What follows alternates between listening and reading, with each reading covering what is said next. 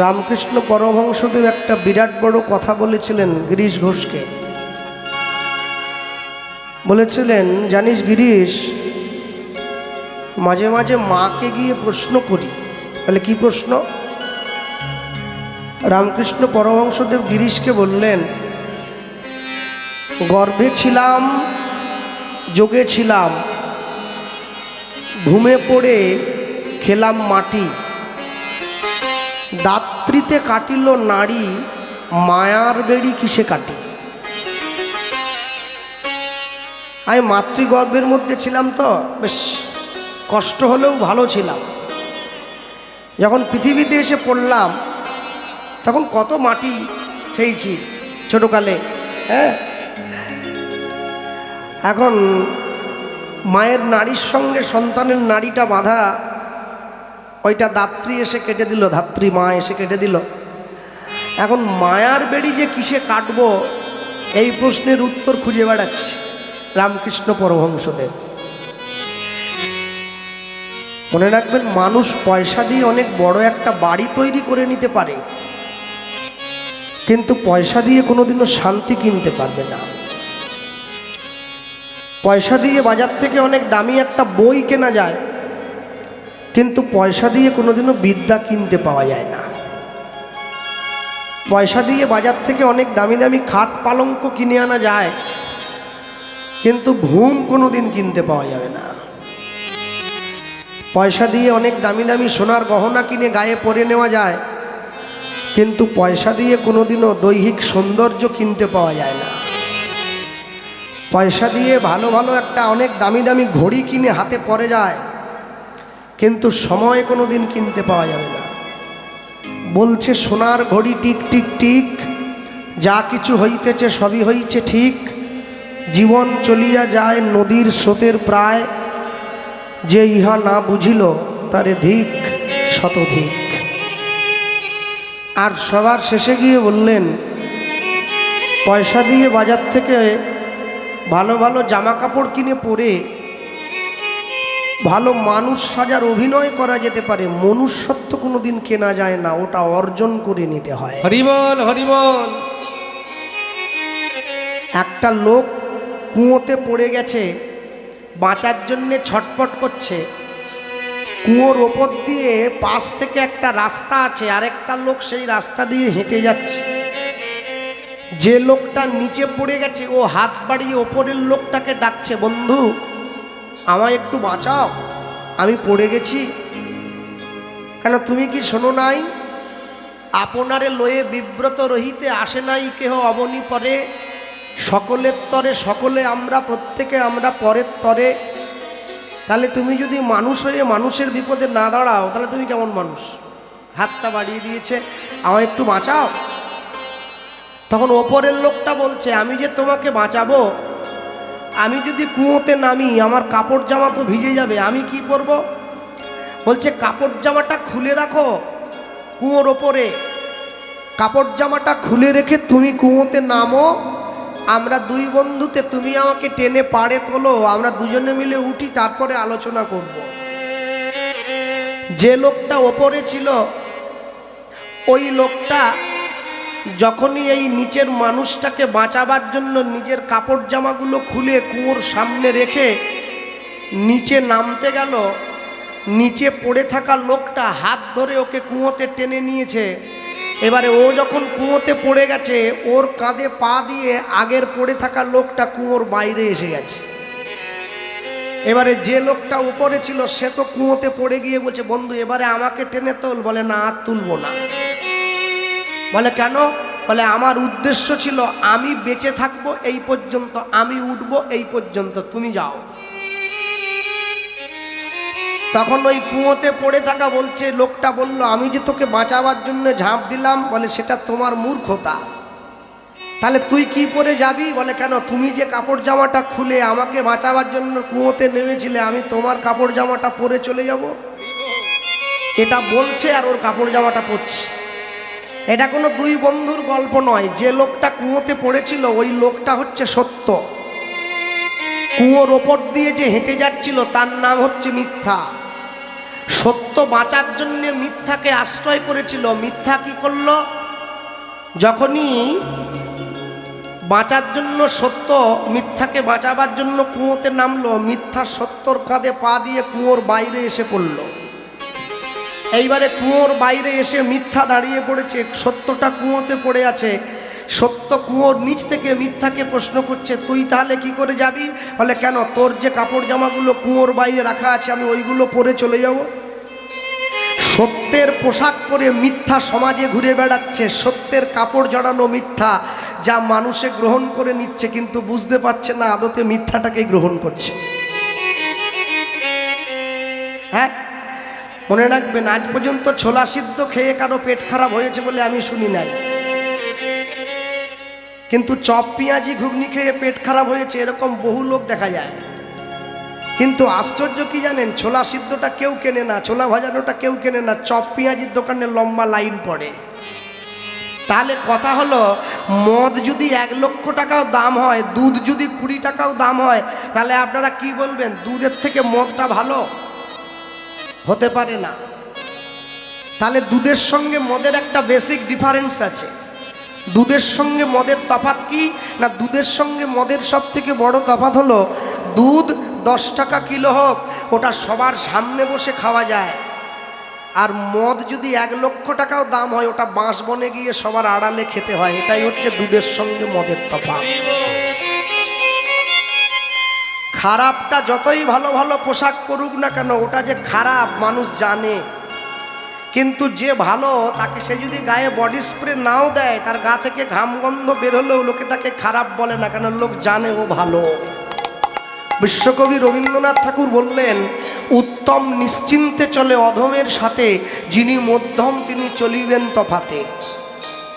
সাধু চোরের সঙ্গে নিশ্চিন্তে চলবে, কেন? সাধুর ভয় নেই, চোরের ক্ষমতা নেই যে চোর সাধুকে নিজের দলে টেনে নেবে। কিন্তু যিনি মধ্যম, তাকে চলতে হবে তফাতে, কেন? মধ্যম ব্যক্তি চোরের সঙ্গে বেশি দিন ঘুরলে ওর মনোভাব চোরের মতো হলেও হয়ে যেতে পারে। কি এই যে 2020-21 সালে করোনা এসেছিল, আপনারা দেখেননি? সরকারের পক্ষ থেকে একটা বাণী, একটা কথা বারবার ছন্দে ছন্দে মিলিয়ে প্রচার করা হয়েছিল। আমাদের গ্রামেও গিয়েছে, পশ্চিম মেদিনীপুরে প্রচারের জন্য। কি বলে? গরিব পেল ত্রাণ, বড় লোক দিল, গরিব নিল ত্রাণ, আর মধ্যবিত্তরা শুধু সাবান দিয়ে হাত ধুয়ে যান। হ্যাঁ, আমার বাড়িতে এসে পঞ্চায়েত থেকে বলছে, এই হাত ধো, দিনে 20 বার করে হাত ধুবি। মানে হাত ধুয়ে কি করব? হাতটা ধুয়ে কি করব? মানে কেন খাবি? খাবার তো নাই। কীর্তন বন্ধ, হরিনাম বন্ধ, রোজগার বন্ধ, বাড়ির বাইরে বেরোনো বন্ধ, হাত ধুয়ে কি ঘরে বসে থাকবো? শুধু শুধু হাত ধুয়ে কি হবে? যদি খাবার থাকতো তাহলে হাত ধুয়ে লাভ ছিল, খাবারই তো নাই। তা খাবার না, শুধু সাবান দিয়ে হাত দিয়ে আঙুল চুষবো?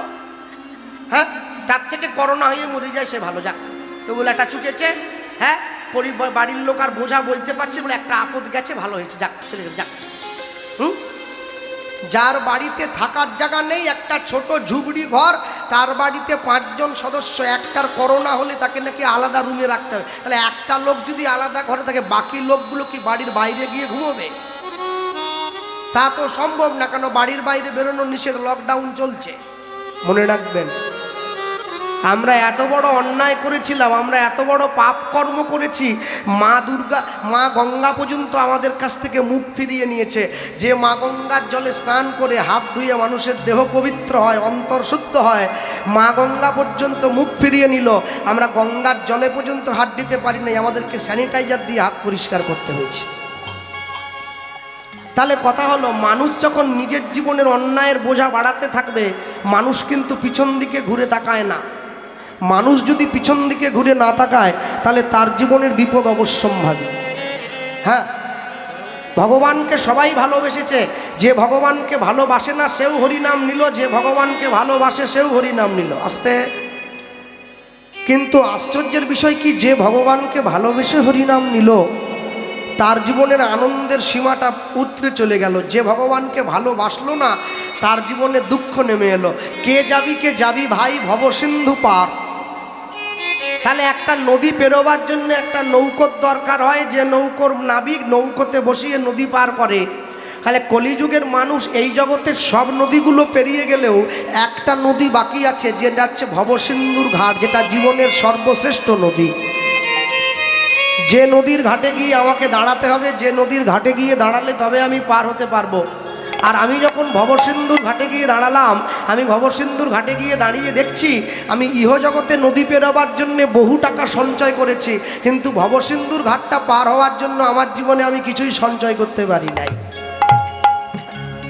ভারত আর অস্ট্রেলিয়া যেদিনকে বিশ্বকাপ ক্রিকেটে ফাইনাল খেললো, সেদিন আমাদের গান ছিল মথুরাপুর। আমার ইচ্ছা ছিল ভারতটা জিতবে। আহা হা হা হা, ও রাস্তার পাশে টিভি লাগিয়ে দিয়ে মানুষে কত আনন্দ, আরেকটা মার আরেকটা মার, হাততালি দিচ্ছে, কত আনন্দ করছে। আর সেদিনকে আমাদের কীর্তনের শ্রোতা হয় নাই, শখানেক শ্রোতা। কেন? আমি ফাইনাল খেলাও না হতেই পারে। হ্যাঁ, আমার চলেনি বলে কি কারো চলেনি নাকি? আমি পেটের দায়ে সবাই কি দায় আসবে নাকি? হ্যাঁ, শ্রোতা নাই। কিন্তু রাত্রি 1টা-1:30টার সময় আমি যখন আসর থেকে এলাম, আমি বাসায় এসে মোবাইল চালিয়ে যখন খেলার সংবাদটা দেখছি, দেখি ভারত নাকি গোহারান হেরে গেছে। আর লোকে সে কত বাজে কথা বলছে, আহা হা হা। হ্যাঁ, আমার মা পর্যন্ত বলতে ছাড়েনি, বলে আমাদের পাড়া সুনীলকে পাঠিয়ে দিলে ওর থেকে ভালো ব্যাট করতো। আমি রাত্রেবেলা খাওয়া দাওয়া করে মায়ের কাছে গিয়ে মায়ের হাতটা ধরে বলছি, মা, ভারতের হয়ে যে 11 জন খেলোয়াড় খেলতে গিয়েছে, তারা যে ভারতবর্ষের মানুষকে একটা বিরাট বড় শিক্ষা দিয়েছে, তুমি কি দেখেছো? মা বলছে, তোর আবার সব কিছুতে শিক্ষা। আমি বলি, সব শিক্ষা কি বইয়ে লেখা থাকে নাকি? জগৎ থেকে কিছু শিখবে না? জগৎ থেকে শিক্ষা লাভ করতে হবে তো। আমার মা বলে, কি শিক্ষা পেলি বল? আমি বললাম, ভারতের ওই 11 জন খেলোয়াড় আমাদের 140 কোটি ভারতবাসীকে একটা শিক্ষা দিয়েছে। কি না, অতিরিক্ত অহংকার আর অতিরিক্ত আত্মবিশ্বাস তোমার জীবনে পতন ডেকে আনবে। তুমি এক এক করে 10টা খেলায় জিতে গিয়েছিলে, তুমি জানো আমি জীবনের শেষ খেলাটাও জিতে যাব। তুমি একবারও ভেবে দেখো নি, তোমার বিপক্ষে যে দলটা খেলতে এসেছে সেও বাকি দলগুলোকে হারিয়ে তারপরে খেলতে এসেছে, তাকে তুমি হালকাভাবে নিয়ে নিয়েছো। এ তো সামান্য ক্রিকেট খেলা। আমাদের জীবনের যত খেলা আছে, অন্নপ্রাশন বলুন, বিয়ে বলুন, সংসার বলুন, ছেলে মেয়ে বলুন, বৌমা বলুন, ননদ বলুন, আপনি জীবনের সব খেলায় জিতে গেলেন। জীবনের ফাইনাল খেলা হচ্ছে মৃত্যু। আপনার বিপক্ষে যে খেলতে দাঁড়াবে তার কাছে আমাকে হাঁটতেই হবে, যে তার কোনো জায়গা নেই। ও ঠিক নিয়ে যাবে, গায়ে কাদা মাগলে জম ছাড়ে নাকি? ও ঠিক নিয়ে চলে যাবে। ও যখন এসে সময় যখন হবে, ও ঠিক নিয়ে চলে যাবে। কিন্তু আশ্চর্য কি, মৃত্যুর কাছে আমি হেরে যাব এটা ঠিক, তাহলে মৃত্যুর কাছে আমি যদি হারি, আমি কাপুরুষের মতো হারবো কেন?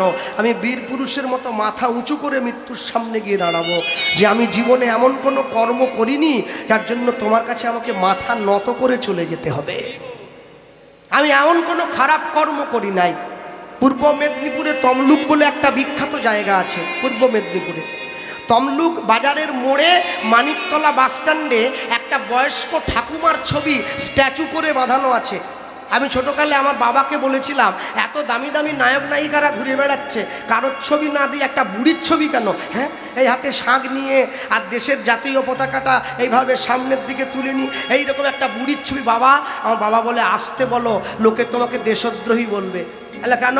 বলে, মনে রাখবে, যাদেরকে তুমি টিভির পর্দায় নায়ক নায়িকা বলে দেখো বাবা, এগুলো সব নকল। আসল নায়িকা তো এই যে সামনে দাঁড়িয়ে আছে। কে? মাতঙ্গিনী হাজরা। দেশের হয়ে ইংরেজদের 6টা গুলি বুকে খেয়েছে, দেশের পতাকা মাটিতে পড়তে দেয়নি। তার ছবি তো আগে থাকবে, অন্য কারো ছবি থাকবে নাকি? তেলের শিশির ভাঙলো বলে কুকুর পরে রাগ করো, তোমরা যেসব বুড়ো খোকা ভারত ভেঙে ভাগ করো। তার বেলা কর্মচারী যদি চায়ের কাপ ভেঙে দেয়, মাইনে থেকে 50 টাকা মালিক কেটে নেয়, বলে তুই কাপ ভাঙলি। মালিক যদি চায়ের কাপ ভেঙে দেয়, বলে কোম্পানিটা খারাপ, ভালো তৈরি করতে পারে নাই। মনে রাখবেন, সারা জীবন যারা গরিব হয়েছে, যারা মানুষের কাছে শোষিত হয়েছে, যত বিচার তাদের উপরে হয়েছে। বড় লোকদের জন্য আইন খুব ছোট। আইনের দুটো চোখ কালো কাপড়ে বাঁধা। কেন জানেন? আইন কিছু দেখতে পায় না। প্রমাণ করার জন্যে যে আইন সবার জন্যে সমান। সমান তখনই হবে সমান তখনই হবে যেদিন ভারতবর্ষের মাটিতে মাসে 1 লক্ষ টাকা রোজগার করে যে, আর প্রত্যেক দিন 100 টাকা রোজগার করে যে, দুটো বাবার ছেলে একই স্কুলে পড়তে যাবে, আইন সেদিন সমান হবে, তার আগে হবে না। যে মাসে 1 লক্ষ টাকা রোজগার করে তার ছেলে পড়ে 3 লাখ টাকা দামি স্কুলে, আর যে 100 টাকা রোজগার করে তার ছেলে পড়তে যায় 50 টাকা দামি স্কুলে। তাহলে চিন্তা করো, শিক্ষার তফাৎটা জীবনের শুরুতেই করে দেওয়া হলো। খরগোশ আর কচ্ছপ তো বড় চালাক। খরগোশ বলে তুই কি আমার সঙ্গে ছুটতে পারবি? কচ্ছপ বলে আমি তো ধীর গতিতে যাই। খরগোশ বলে আমি তো জোরে দৌড়াই। আচ্ছা, মায়েরা যারা বসে আছেন, বাবারা, শিক্ষিত সমাজ যারা, আচ্ছা বলুন, খরগোশ যদি এত দৌড়ায়, খরগোশ কতদিন বাঁচে আর কচ্ছপ কতদিন বাঁচে? খরগোশের আয়ু গড় 12 থেকে 15 বছর, আর কিন্তু কচ্ছপ 300 বছর পরম আয়ু, কম করে 100 বছর তো বেঁচেই থাকে। মনে রাখবেন, খরগোশটা কিছু দূর ছুটে গিয়ে দাঁড়িয়ে পড়েছে, মনে মনে ভাবছে ও তো কচ্ছপ, আমার সঙ্গে কি হাঁটবে, ও দাঁড়িয়ে পড়েছে। কিন্তু কচ্ছপ সে হাঁটা থামায়নি, জানে আমি তো আস্তে হাঁটি, আমাকে হাঁটা বন্ধ করলে চলবে না, আমাকে যেতে হবে। ও রাস্তায় গিয়ে দাঁড়িয়ে দেখছে খরগোশটা বসে ঘুমিয়ে পড়েছে, ও খরগোশের পাশ দিয়ে চলে গেল। ও চিন্তা করছে উল্টো, ও ভাবছে ও তো এক্ষুনি ছুটে আমাকে পেরিয়ে যাবে, আমি বরং হাঁটতেই থাকি। আর যে ঘুমিয়ে আছে সে চিন্তা করছে ও যাক না, আমি 3 লাফে পেরিয়ে চলে যাব।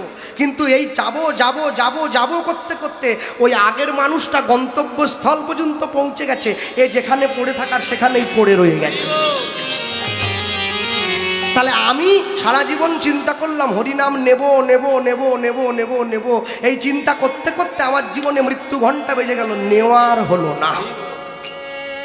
কিন্তু যে বোঝার 4 বছরের ছোট ছেলে হিন্দি শনি চ্যানেলে গান গাইতে এসেছে, ভাগবত দাস ব্রহ্মচারী, সে হরিনাম নিয়ে নিয়েছে, মানুষের দরজায় দাঁড়িয়ে বলল হাই হ্যালো ছাড়ো, হরে কৃষ্ণ বলো। 4 বছরের ছেলে হরে কৃষ্ণ বলে, আর 80 বছরের বয়স্ক বুড়ো সে পাড়ার মোড়ে বসে তাস খেলে। সে কি জানে, নেব নেব নেব নেব নেব বলতে বলতে জীবন চলে গেল, আর নেব নেব বলতে বলতে জীবন কেটে গেল। যে নদী হারায়ে স্রোত চলিতে না পারে, সহস্র শৈবাল ধাম বাঁধিয়াছি তারে। যে জাতি জীবন হারা অচল অসার, পদে পদে বাঁধে তারে জীর্ণ লোকাচার। মনে রাখবেন, জীবন প্রদীপের তেল বড় অল্প, একটু একটু করে তেলটা ফুরিয়ে যাচ্ছে। তাহলে আমি সময় থাকতে এখনো যদি তার নাম না নেই, তাহলে নেব আর কবে? যে ভগবানকে ভালোবাসে ভগবান তাকেও নাম দিয়েছে, যে ভগবানকে ভালোবাসে না ভগবান তাকেও নাম দিয়েছে। তবে আশ্চর্য কি, যার হরিনাম সংকীর্তন গ্রহণের ইচ্ছে ছিল, সে 10 কিলোমিটার দূর থেকে সাইকেল চালিয়ে চলে এলো। আর যার হরিনাম সংকীর্তন গ্রহণের ইচ্ছে ছিল না, সে বাড়িতে বসে জানলা দরজা বন্ধ করে টিভিতে হিন্দি গান চালিয়ে দিল। তাহলে আপনাকে সবার আগে নির্বাচন করতে হবে হরিনাম সংকীর্তন গ্রহণের ইচ্ছে কতখানি আছে। হ্যাঁ, আমি আমার গুরুদেবকে প্রশ্ন করেছিলাম, আমার গুরুবাড়ি হচ্ছে নবদ্বীপ। আমি জিজ্ঞাসা করেছিলাম যে বাবা, বলে বলো, জগতে তো নকলে ভরে গেছে, আসলটা চিনব কি করে? কার কাছে গিয়ে হরিনাম নেব, কার কাছে গিয়ে হরিনাম শুনব? আমার গুরুদেব খুব মিষ্টি করে আমায় উত্তর দিলেন, তুই যে নকলটাকে বলছিস, জগতে নকল ভরে গেছে, নকল ভরে গেছে, একবার বিচার করে দেখবি। আমি কি ঠান্ডা মাথায় ভেবে দেখবি? আমি বলুন, আসল ছিল বলে কিন্তু নকলটা বাজারে এসেছে রে।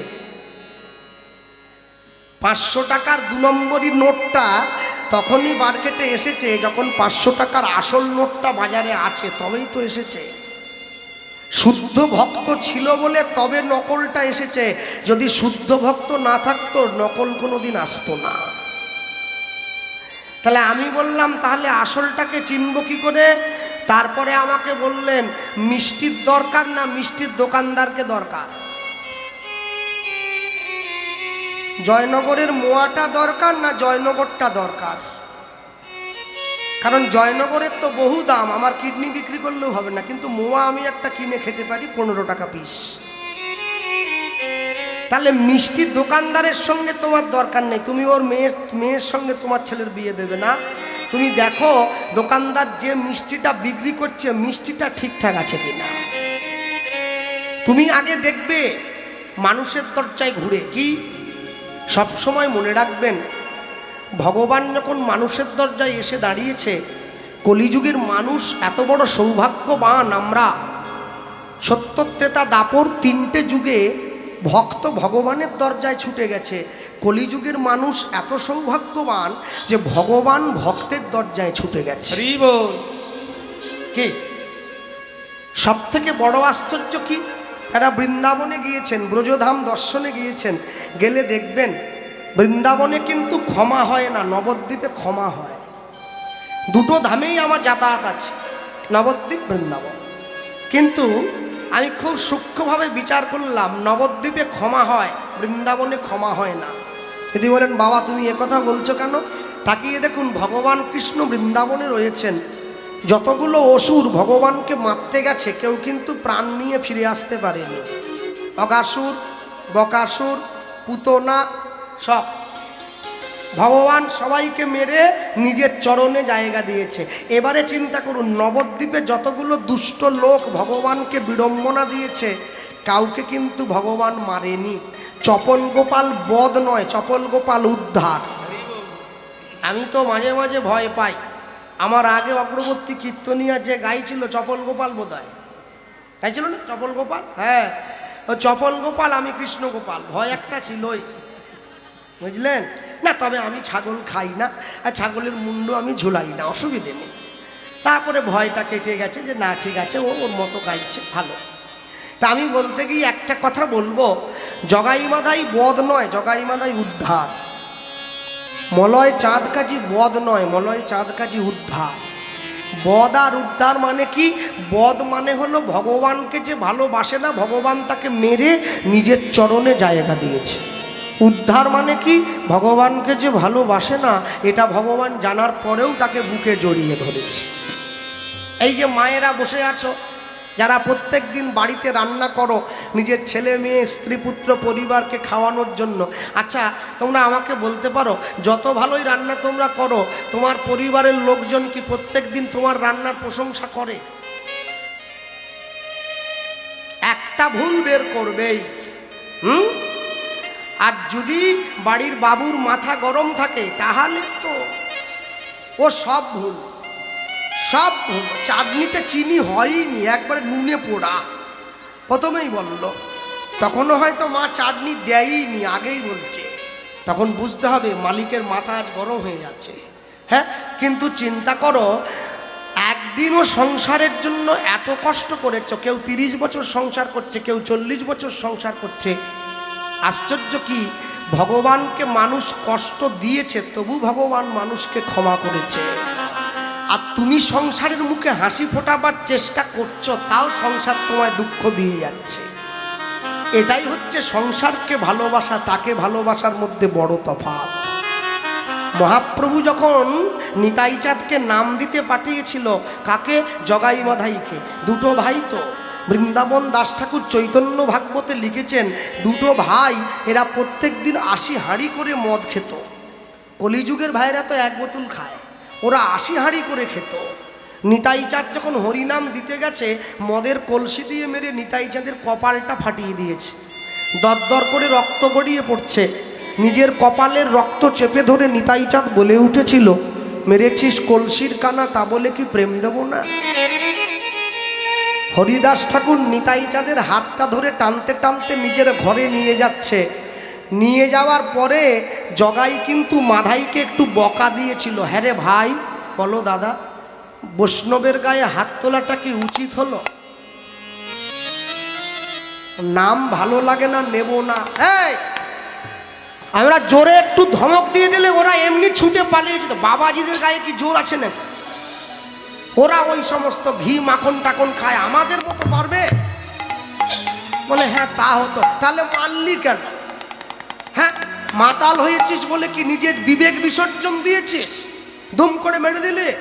মাধাই ছুটে গিয়ে জগাইয়ের হাতটা ধরে কাঁদতে কাঁদতে বলছে, দাদা তুই দেখলি আমি মারলাম, জগতের মানুষ দেখলো আমি মারলাম, কিন্তু যাকে মারলাম সে বুঝলো কেন মারলাম।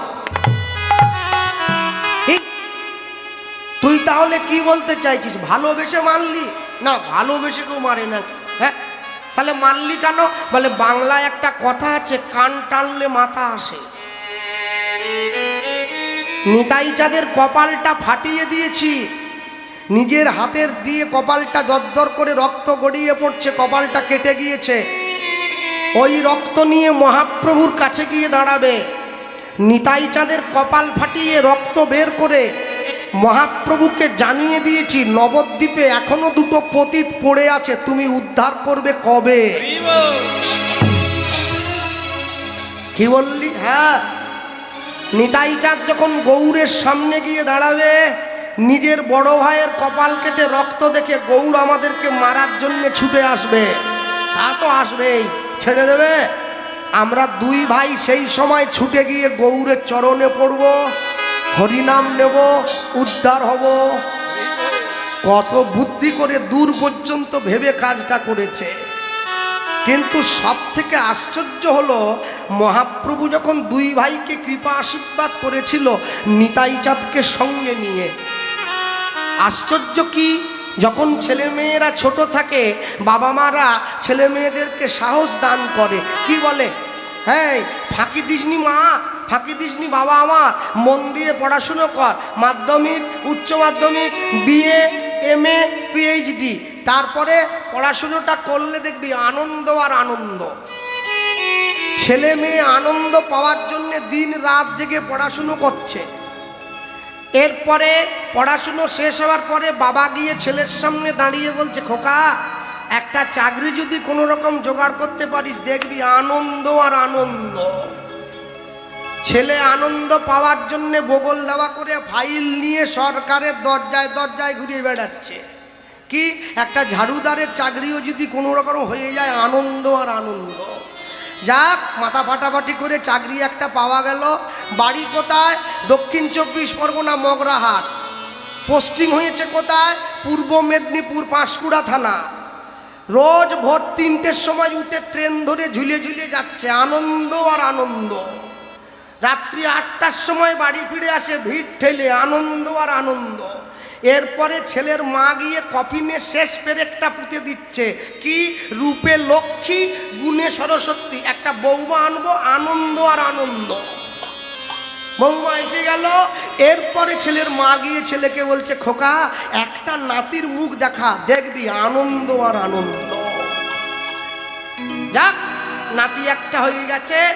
এইবারে বলছে ছেলের বাবা এসে, নাতি এসেছে, বৌমা এসেছে, সংসারের জন্য এবার কিছু করো, বাড়ি একটা করো, গাড়ি একটা করো, তারপরে দেখবে আনন্দ আর আনন্দ।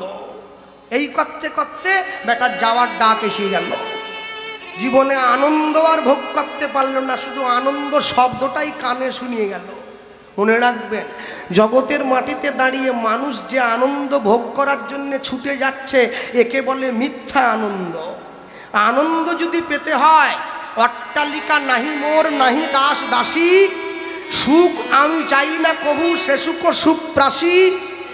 আমি থাকি ছোট ঘরে বড় মন লয়ে, নিজের দুঃখের অন্ন আমি খাই সুখী হয়ে। এই জগতে যারা আপনাকে কষ্ট দেয়, যারা আপনাকে দুঃখ দেয়, যারা আপনাকে যন্ত্রণা দেয়, আপনি যদি তাদের যন্ত্রণা গায়ে না মাখেন, দেখবেন আপনার মতো সুখী লোক জগতে দুটো হবে না। কেন বলুন তো? যে স্কুল মাস্টারমশাই মাসে 80,000 টাকা বেতন পায়, সে যখন মারা যায় তার স্ত্রী গিয়ে তার কাছে দাঁড়িয়ে বলে, তুমি আমার জন্য কি করলে? যে লোকটার সব থেকে বড় কাপড়ের দোকান মগরাহাট বাজারে, ওর বউ ওকে বলে, তুমি আমার জন্য কি করলে? যে টোটো চালায় তার বউ বলে, তুমি আমার জন্য কি করলে? আসলে কেউ কারোর জন্য কিছু করেনি, সব গিভ অ্যান্ড টেক পলিসি, কিছু দাও আর কিছু নাও। সংসারের নীতি বড় বিচিত্র। এই জগতের মাটিতে দাঁড়িয়ে যখনই আপনার থেকে কারো কোনো স্বার্থে কম পড়বে, দেখবেন সেই আপনার থেকে মুখ ফেরাচ্ছে। আপনি সারা জীবন ধরে শুধু দিয়ে যান, দেখবেন মানুষ আপনাকে মাথায় করে বসিয়ে রাখবে। আর যেদিন আপনি দিতে পারবেন না, মানুষ আপনাকে কটু কথা বলবে। তাহলে বৈষ্ণব মহাজন লিখতে গিয়ে লিখছেন যে নৌকাটা মহাপ্রভু পাঠিয়ে দিয়েছেন তার জন্যে কাউকে কিছু দিতেও হয় না, কিছু নিতেও হয় না, শুধু হরিনাম করলেই নৌকায় গিয়ে বসা যায়।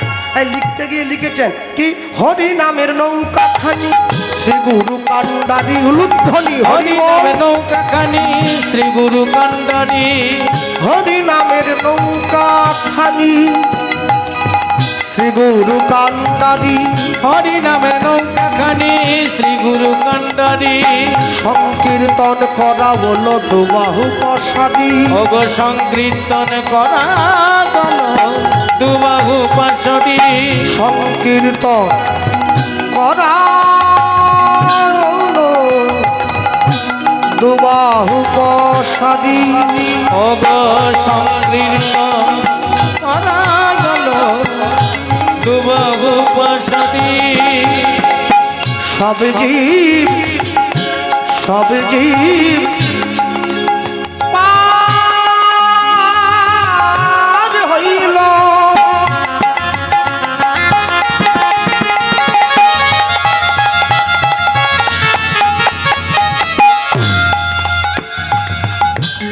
ওগ প্রেমের বাতাসে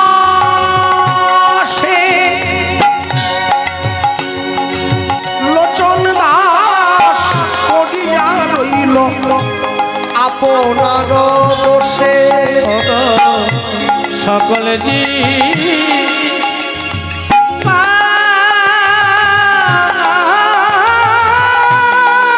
হইল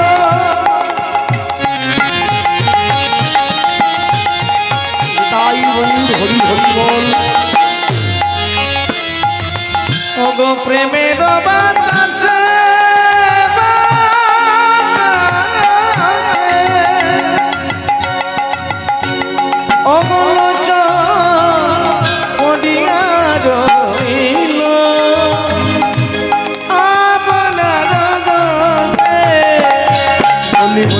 সকল জীব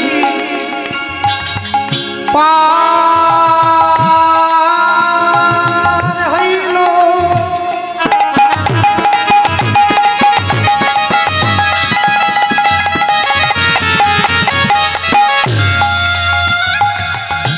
দেখো প্রেমের বাতাসে লোচন দাস পড়িয়া রইল আপনার বসে, সকল জি সকল জি সকল জি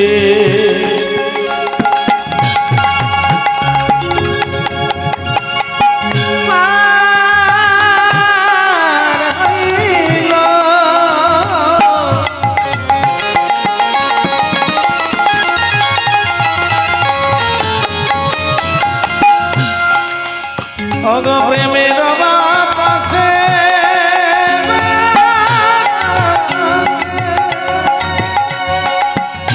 লোচন দাস পড়িয়া রইল আপনার দোষে,